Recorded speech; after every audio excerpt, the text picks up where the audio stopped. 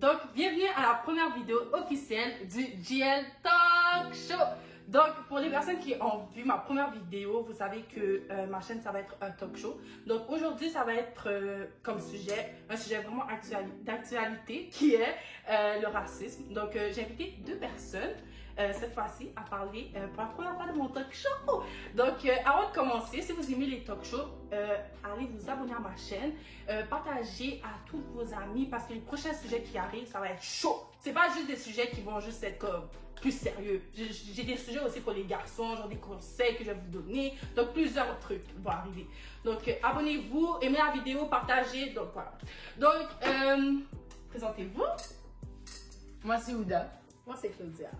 Donc, aujourd'hui, comme je vous ai dit, on va parler du racisme. Donc, on va voir leur point de vue, étant deux personnes différentes, comment ils vivent le racisme selon leur vécu personnel et leur entourage. Donc, quand on vous dit racisme, ça vous fait penser à quoi? Qu'est-ce que vous pensez de ce sujet? Vas-y en premier.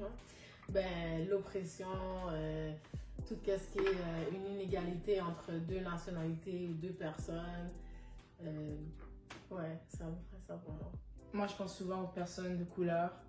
Je pense souvent aussi à comment... Je relie ça beaucoup à la brutalité policière. Et ouais, c'est vraiment les personnes de couleur, les immigrés, que ça me vient en tête juste quand j'entends le mot racisme. Beaucoup de personnes disent que ce genre de situation-là, de la brutalité policière, comme tu parlais, arrive juste aux États-Unis. Est-ce que vous êtes d'accord avec ce sujet? Ah non, moi vraiment pas là. Comme je sais que... Moi, je trouve en fait qu'au Québec, c'est beaucoup plus comme caché. C'est fait pendant que les gens ils regardent pas puis tout. C'est juste que la différence entre ici puis aux États-Unis, c'est comme ils vont le faire en live.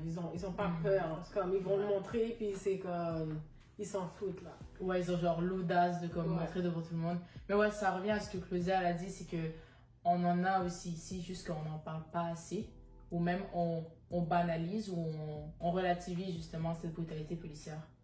Est-ce que vous avez déjà vécu une situation d'injustice à cause de votre couleur de peau, vos origines? Ben, dans certains contextes, oui. Est-ce que je peux dire que j'ai vécu une grosse situation? Je pense pas. Je pense que c'est plutôt des micro-agressions comme, ils vont dire des petits commentaires par-ci par-là ou juste des phrases comme le classique « Oh, t'es belle pour une noire, c'est dégueulasse en prendre ça. » Honnêtement, là, c'est juste comme, ça n'a pas lieu d'être. Puis je pense que, ouais. Tu sais, je pense pas que j'ai vécu comme une grosse situation que je me suis vraiment comme fait rentrer dedans, puis « Oh, toi, t'es noire, puis blablabla. » Comme, c'était pas tout ça, mais comme, c'est sûr que c'est plus des micro-agressions, puis c'est l'accumulation de tout ça qui fait qu'en 2020, on est encore en train de parler de ça, genre. Ouais. Ben, pour ma part, j'en ai vécu une situation où j'ai été discriminée par rapport à mes origines. C'était l'été passé parce que je me cherchais un emploi et la gérante, justement, de façon indirecte, elle m'a juste pas pris pendant une période de temps alors qu'elle embauchait d'autres personnes. Et j'ai appris au final que un de ses souhaits, c'est qu'elle a une équipe de travail qui soit tous des blancs chrétiens. Oh, okay. Mais il y a eu toutes des procédures, elle a été renvoyée et tout. Oh. Mais quand même, ça fait mal. Ça fait mal dans ton ego, ça fait mal dans ton estime. C'est juste inacceptable, quoi. C'est sûr, c'est sûr. Puis c'est drôle que tu dis ça parce que justement, il y a une abonnée qui m'avait partagé une situation presque similaire, qu'elle n'a pas été acceptée parce qu'elle était noire et pour un stage. Puis eux, ils prenaient juste des blancs. Donc, ils l'ont juste pas rappelé parce que c'était noir. Donc, ouais, je trouve ça dégueulasse, ce genre de situation-là. C'est pas supposé d'avoir lieu. Parfait. Donc, prochaine question. Quand avez-vous compris que votre couleur de peau vous étiquetait à cause de vos origines ou autres? Ben dans le fond, moi, c'est plus comme... Ça commence dès l'enfance, en fait. Tu sais, comme exemple, moi, j'ai genre jamais habité à Montréal. J'ai toujours été à Repentigny. Fait que tu vas dans une école, il y a juste des blancs, t'es comme... Ok, déjà là c'est bizarre, t'es pas dans ta zone de confort. Puis tu sais, t'es un enfant, fait à quel point tu vas t'exprimer pour dire genre je suis inconfortable là-dedans, jamais là. Puis je pense qu'on était littéralement, à la maternelle, on était comme 3 noirs, dont un métis dans les 3 que je te dis. Fait que tu sais, c'est comme, tu te sens toujours un peu à part. Bon là, il y a encore, tu sais, on va t'intégrer et tout, mais tu te sens toujours différent, peu importe la situation, genre. Fait que tu sais, oui, ça part de l'enfance, puis ça perdure dans le temps. Puis plus tu grandis, plus que tu es conscient, fait que plus que ça te blesse. veut ou veut pas. Fait Ouais, ouais, je pense que c'est Pour les personnes qui viennent de France, juste pour vous éclairer, Repentigny, c'est en banlieue et Montréal, c'est en ville. Donc, en banlieue, on retrouve des personnes plus de couleur blanche parce que c'est la banlieue. Mais voilà. Donc, toi? Ouais, non, c'est vraiment du même avis que Claudia. Honnêtement, c'est vraiment aussi à jeune âge, tu sais, tu te réfères souvent à tes parents, puis déjà, ben, si ta base de référence, les personnes dont tes parents sont des racistes, ben, ça aide vraiment pas pour la suite, là. Donc, prochaine question. C'est, avez-vous déjà senti ce besoin de changer votre façon de parler ou d'agir pour vous sentir accepté? Comme Claudia disait elle arrivait à Repentigny, c'était juste des blancs dans son école. Donc, est-ce que pour te faire des amis dans ta classe ou à la récré, est-ce que tu devais parler comme eux ou comment ça fonctionnait? En fait, de mon souvenir, parce que ça fait un peu longtemps, comme de mon souvenir, je parlais pas vraiment en joual, qui est comme l'accent québécois typique, là. Mais, tu sais, souvent, on me reprochait, oh, mais pourquoi tu dis des là, pas là à la place? Mais j'étais comme, c'est comme ça que je parle, je vais pas changer. Puis je pense que c'est une question de caractère aussi, Ouais. puis de personnalité, mais j'ai jamais changé ça. Si on va m'entendre parler en joual, c'est parce que je niaise ou comme, ok, on est dans un mood comme drôle, mais jamais quand que je vais parler de manière sérieusement que je vais parler en joie. C'est pas moi, c'est pas ma personne, c'est pas dans ça que j'ai été élevée. Fait que je vois pas pourquoi je vais m'approprier ça, genre. C'est plus ça. Ben, moi, je dirais, ça c'est un peu un petit point faible, c'est que des fois, j'avais justement cette tendance, mais là, genre, je réalise plus ça, mais admettons, si je suis avec un groupe justement de blancs ou genre, justement de Québécois, j'avais tendance à, genre, vraiment avoir l'accent québécois, mais comme vraiment à fond. Genre, du ouais. Puis, tu sais, je sais que je suis née ici, je suis née en particulier à Montréal, mais est-ce que je faisais ça par réflexe ou plus parce que je voulais justement rentrer dans le cercle? Mais au final, j'ai réalisé ça, puis je suis comme non, mais tu sais, mon accent arabe, là, mon accent de France, alors que je suis même pas française, comme je l'aime bien, tu vois. Je suis d'accord avec toi, puis ça me fait penser à mon expérience personnelle. Comme Claudia, si je peux appuyer sur Claudia, moi aussi, j'habite en banlieue, j'habite pas en ville. Et il y a beaucoup de blancs où que je suis allée au primaire ou au secondaire. Et souvent, les noirs, les personnes de couleur noire, étaient souvent exclues parce qu'ils parlaient pas justement joual comme les blancs. Comme exemple, moi, comme Claudia, j'ai un fort caractère, puis je changeais jamais ma façon de parler. Mais les autres personnes de couleur noire, ils changeaient leur façon de parler. Puis moi, je me suis toujours dit, je vais jamais changer ma façon de parler pour plaire aux personnes. Mais c'est ça qui est dommage en banlieue, c'est que les personnes, souvent, ils assimilent la façon que les Blancs parlent juste pour se faire accepter puis pas être rejetés par la société. Donc, je trouve ça dommage. Donc, la prochaine question, c'est une question que j'aime vraiment. J'aimerais savoir, qu'est-ce que vous pensez de l'appropriation culturelle? Parlons-en, hein? Parlons-en. Mais en fait, je pense qu'il faudrait définir c'est quoi l'appropriation culturelle parce que je pense que c'est pas tout le monde qui est au courant de ce que c'est et puis tout ça. Je vais vous donner ma propre définition, je dis pas que c'est la meilleure et tout, mais de ce que moi j'ai compris de l'appropriation culturelle, c'est quand tu t'appropries certaines caractéristiques ou toute la culture d'une autre personne. Ou comme que c'est pas ta culture, que t'es pas né là-dedans, t'as pas été élevé dans ça. Donc, un exemple que je pourrais donner, on va dire une personne caucasienne qui va se mettre des tresses avec des rallonges. Alors qu'on sait clairement que ça vient pas d'eux, c'est pas leur culture. Ça n'a pas partie de eux. Fait que ça, c'est une façon de s'approprier la culture de quelqu'un d'autre. Ok. Donc, est-ce que vous trouvez que quelqu'un qui est pas noir, exemple africaine ou haïtienne ou n'importe, a pas le droit de mettre des tresses? Ben, c'est pas une question de pas le droit de mettre les tresses. C'est sûr que pour moi, c'est comment tu vas l'apprêter, comment tu vas jouer avec ça. Parce que c'est sûr que si t'es une typique québécoise, tu mets des tresses puis tu parles comme un noir, ça paraît mal. On va se dire les vraies affaires, ça paraît mal. Parce que à la fin de la journée, tes parents sont pas noirs. T'as pas été élevé là-dedans. Pourquoi tu vas commencer à prendre quelque chose qui est pas à toi? Puis souvent, c'est l'intention qui est derrière ça. Que tu sois une blanche, que tu mets des tresses, puis que comme tu parles comme une noire, que tu as été élevé avec des noirs, puis tu veux tu veux apprendre à connaître cette culture-là, c'est différent. Autre que l'autre personne qui veut juste approprier la culture pour avoir comme du film ou se penser comme mieux, je pense que ça n'a pas lieu, genre. Mais qu'est-ce que je comprends pas, c'est comment on peut différencier quelqu'un qui veut vraiment comme s'approprier la culture et quelqu'un qui a juste comme comme été élevés avec des noirs, puis qui aiment vraiment ça les Ben, tresses. Ça se voit. Ça se voit, tu le ça se voit. ressens, tu le ressens. Puis tu sais, c'est comme, je pense que, comment je pourrais expliquer? C'est comme si la personne va aller plus au-delà de comment qu'elle va s'habiller, comment qu'elle va se comporter. Elle va aller dans le pays de cette culture-là, elle va apprendre sur cette culture-là, elle va vouloir s'intégrer, aider. C'est tellement différent. Elle passe par le processus d'intégration. Elle va pas passer par juste s'approprier la culture parce que ça fait son bonheur, genre. C'est plus, moi je pense que c'est là que la ligne se sépare. Là. Donc, si je comprends bien, c'est plus comme quelqu'un que ça serait OK.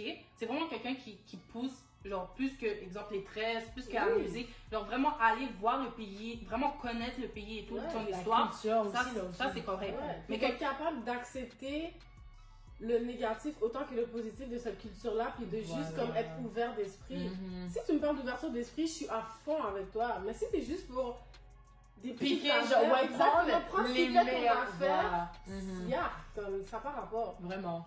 Donc, prochaine question, c'est est-ce que vous avez déjà senti, vous êtes déjà senti surveillé, pardon, ou observé lorsque vous rentrez quelque part? Ouais. Oui? Ouais, Ok. ben c'est plus ma mère que moi, parce que, tu sais, mes parents, ils sont assez croyants, et ma mère, elle porte le voile, et des fois, genre, je sais pas, on prenait l'autobus ou on allait, genre, à l'épicerie, et je voyais toujours des gens, genre, regarder ma mère comme qu'est-ce que tu fais, genre, avec ce truc sur ta tête, puis comme, moi, ça m'énervait, genre, quelqu'un qui regarde, genre, mal, genre, ou de haut en bas ma mère, comme, ça m'enrage, parce que je suis comme, qu'est-ce que tu fais, genre, genre, c'est quoi ton problème avec ça, tu vois? Et comment vous le prenez? Par exemple, vous marchez dans la rue ou autre, puis les personnes vous dévisagent ou comme, ils vous regardent d'une façon bizarre parce que, exemple, t'es noir ou, exemple, t'es arabe puis tu portes le voile, exemple, comme ta mère. Qu'est-ce que t'as envie de les dire à ces personnes-là? Qu'est-ce que tu regardes? Qu'est-ce que tu regardes? Mais tu le dis pas, hein? Non. Pourquoi? Parce qu'on dirait que, même si je le dis, il va juste deny, il va juste, genre, nier le fait que, ben, il est en train de me regarder mal, présentement. Il va être comme, oh, mais je sais pas de quoi tu parles. Puis je suis genre, arrête, genre, regarde tes yeux, franchement, t'es en train de dévisager ma mère depuis tout à l'heure, tu vois. Est-ce que tu sens une injustice quand les personnes te regardent comme ça, mais qui ne regardent pas les autres personnes qui passent? Ouais, parce que on se sent tellement observé, on dirait que, genre, on est une espèce à part. On dirait que, legit, genre, on est comme des monstres qui sont en train de rentrer dans un épicerie, puis que, comme, une personne nous regarde, puis tellement, genre, outré, genre, alors que, comme, c'est juste une mère avec sa fille, puis elle a un voile, c'est tout. Si on continue sur la même lignée, est-ce que vous êtes d'accord de dire qu'on n'est pas raciste, on apprend à l'être? Ouais. Oui? Ouais, moi aussi, je suis d'accord. 100% sûr? Ouais, sûr. Pourquoi? Parce que je me dis que, genre, il y a des études et tout qui le prouvent, mais mis à part ça, comme tu le vois, genre, dès la petite enfance, que les enfants, ils sont juste tous unis, mais comme quand tu vois un qui est mis à part, c'est comme j'avais dit tout à l'heure, c'est soit à cause des parents ou d'une autre circonstance, mais tu ne nais pas raciste. C'est impossible. Moi, je crois pas à ça, en tout cas. Tu n'es pas né, puis t'es raciste. Moi, je pense que l'exemple parfait qu'on peut donner, c'est que un bébé naissant, tu le mets dans une famille de noirs, comment qu'il va être raciste? Tu comprends? À part si, je veux dire, il peut être raciste si le parent noir va dire, oh, les blancs sont ici, les blancs, on s'entend. Mais si, comme l'enfant, c'est quoi? C'est pas un chromosome de plus être raciste, là. C'est quoi ça, là? C'est sûr que ça part de l'éducation, puis vous, on veut pas, nos parents sont nos modèles. Fait que si ils te montrent une mauvaise image d'un certain groupe de personnes, c'est sûr que tu vas finir par grandir avec cette image-là parce que c'est toujours ça qu'on t'a projeté. Tu sais, c'est normal, là. Fait que moi, je pense que moi, je suis d'accord avec cette phrase-là. Ouais, donc voilà. Prochaine question. Avez-vous déjà ressenti dans votre parcours qu'un prof vous discriminait à cause de vos origines? Oh my god, oui. Bon, si je peux commencer. Dis-leur. Avant de faire la technique que je fais en ce moment, j'étais en travail social. Je faisais la technique de travail social. Puis il y avait un professeur en particulier. Il m'avait rencontré à son bureau, tout ça, parce que comment ça fonctionne comme le système un peu, c'est que même si tu es en cours de technique, tes fautes d'orthographe comptent dans tes travaux, dans tes devoirs et tout ça. Puis j'avais tendance à faire beaucoup de fautes. Donc là, il me rencontre pour me dire que tu sais, tu fais beaucoup de fautes, tout ça. Jusque là, ça va. Tu sais, c'est un professeur, c'est complètement légitime qui dit ça, c'est ça. Fait que là, je suis comme, ok, tu sais, je vais faire attention et tout. Et là, de me dire, écoutez bien, En fait, je sais pas si chez toi vous êtes favorisé ou défavorisé, mais tu devrais prendre un professeur privé comme pour arranger tes.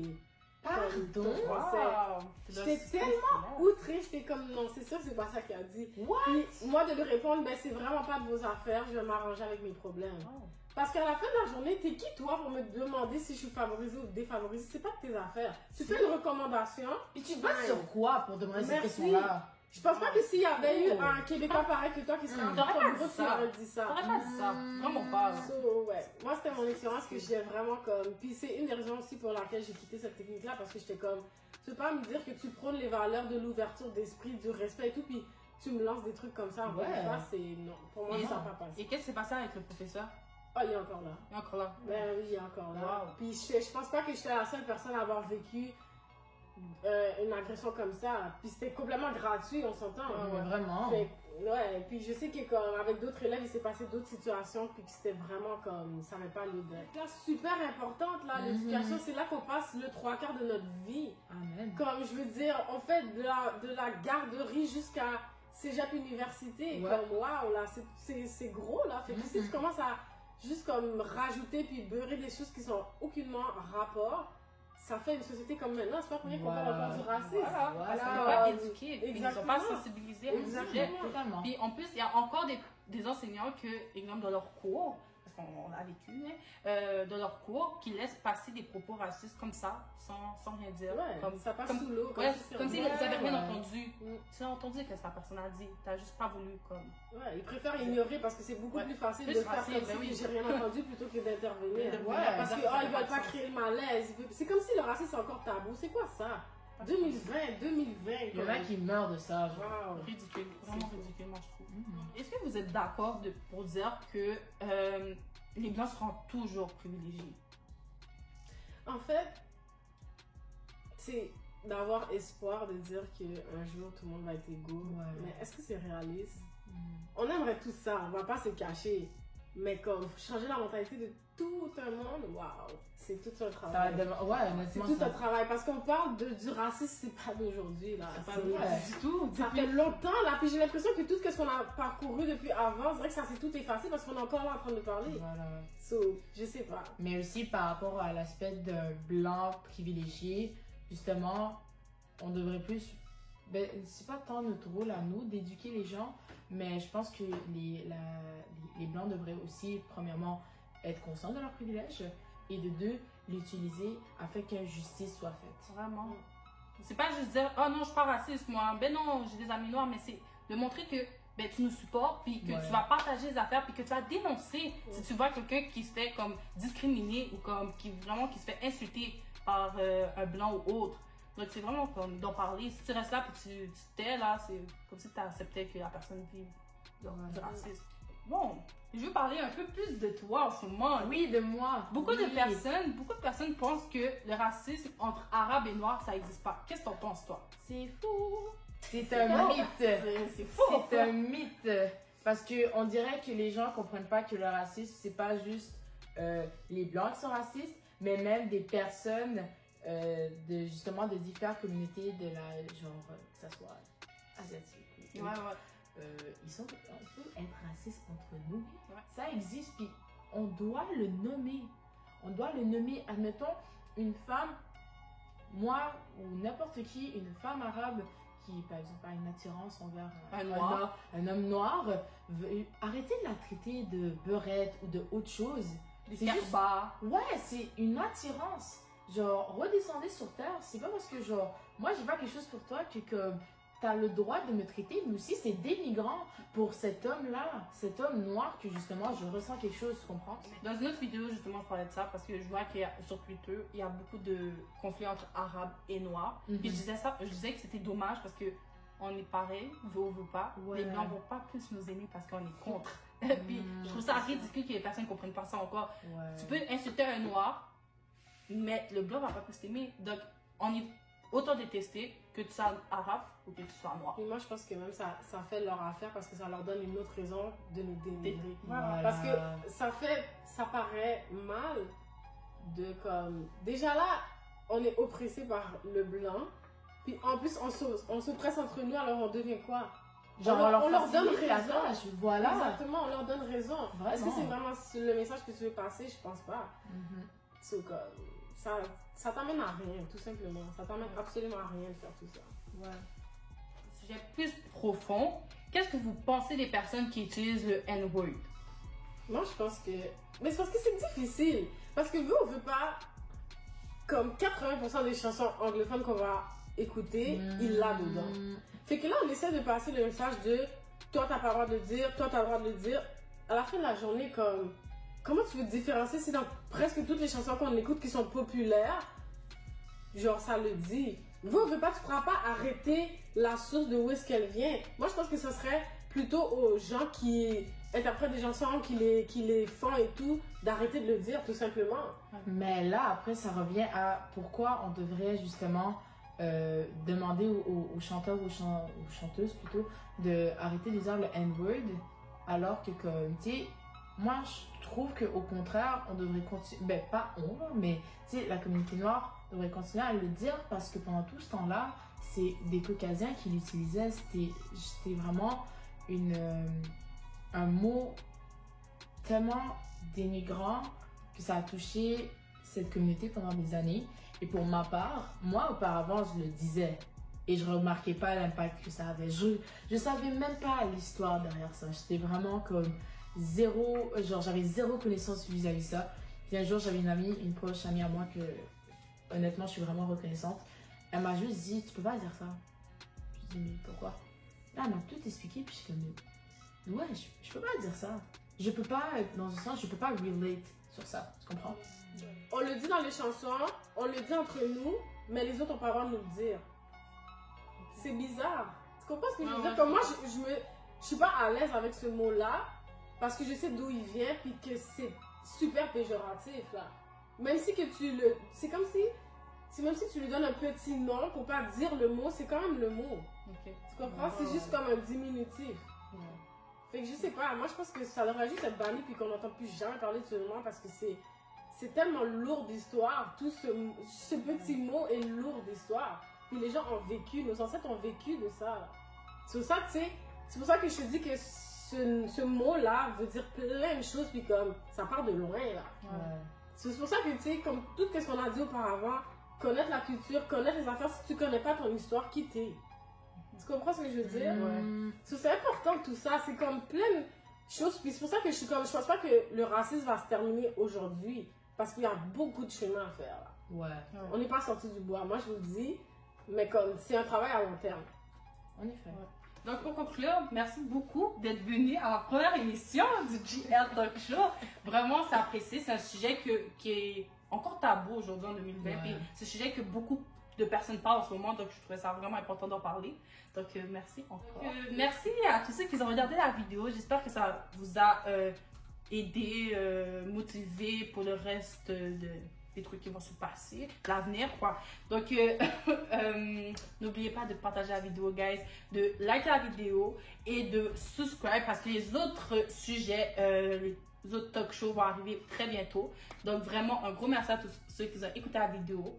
Et on se revoit pour une prochaine émission. Bye bye! Bye.